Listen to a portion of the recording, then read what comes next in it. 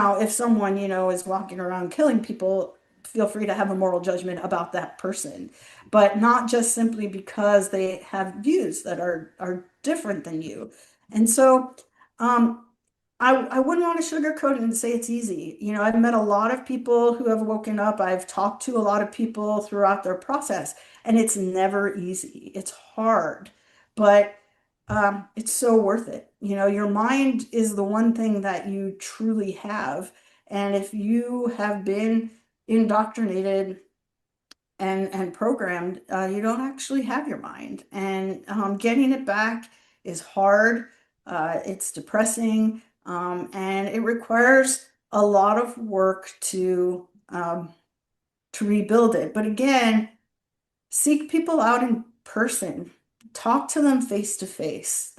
I have a love-hate relationship with technology. I love it because you and I can sit here and have this conversation that we can share with, all of your audience and people that I know. And I wouldn't have woken up without it. I couldn't have woken up without being able to do research. Not on Google, by the way, everybody. Try a different one because the algorithms do actually hide things.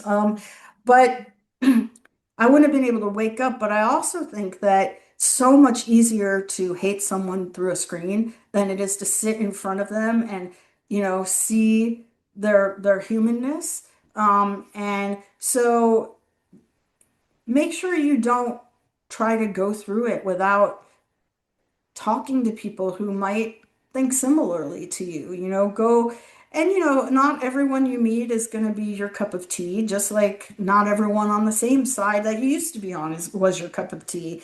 But you're going to meet a lot of really wonderful people, and you're going to make new friends. And then you get to decide who you are, who you want to be, and what your relationship with other humans and the creator is, and everything else without the judgment of the cult on top of you. So Now you mentioned having that conversation with some people that are left